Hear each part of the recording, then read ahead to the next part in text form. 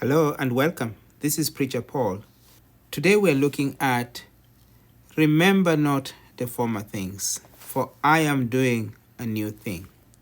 And that's from the book of Isaiah chapter 43, verse 18 to 19. We're using the New King James Version from BibleGateway.com. Verse 18. Do not remember the former things or consider the things of the old. So God is encouraging his people not to remember the former things or the old things. Sometimes we cling on to the past, onto the things that have happened to us before. Some of those things are good, but they hinder us, they block us from seeing what God is doing and what God is planning for now and the future. Some of those former things are not so good, and they drag us down. They remind us of pain and regret, and they tie us to the past to the extent that we cannot break out of it and get into our future. Do not remember the former things, nor consider the things of the old. And why? Verse 19. He says, behold, look. God is drawing our attention to what he is doing. He's saying, look, I will do a new thing. God is going to do something that's new, and it shall spring forth. This is something that's just going to come out of nowhere. It's going to emerge.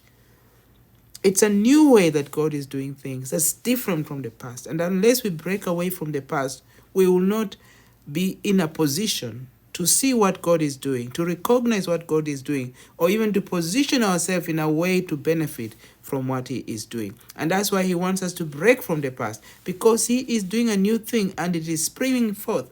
In other words, we are dwelling so much on the past, while God right now wants to minister to us. He wants to heal our pain, our regrets. He wants to make everything new for us. He says, shall you not know it?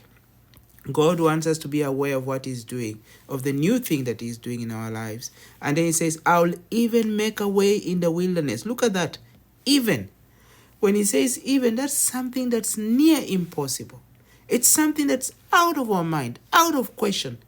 It's something that we will never consider in any of our options. And yet when God does a new thing, he brings new things into existence. He turns around the circumstance and the captivity. He says, I'll even make a way in the wilderness.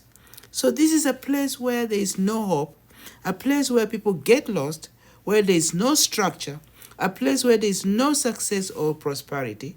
But when God does a new thing, he turns it around so that that place that was barren becomes productive. So that now there is a road, there is a way, there is something that we can follow towards what God has for us. And then he says, and I will make rivers in the desert, in a place that's dry and thirsty, in a place that's always in need, that's never satisfied, in a place where nothing good comes out of there.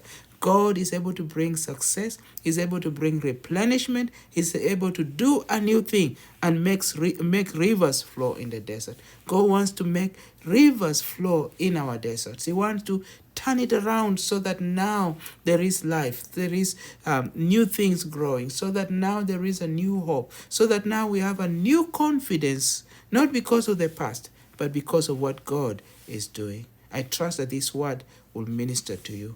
Thank you.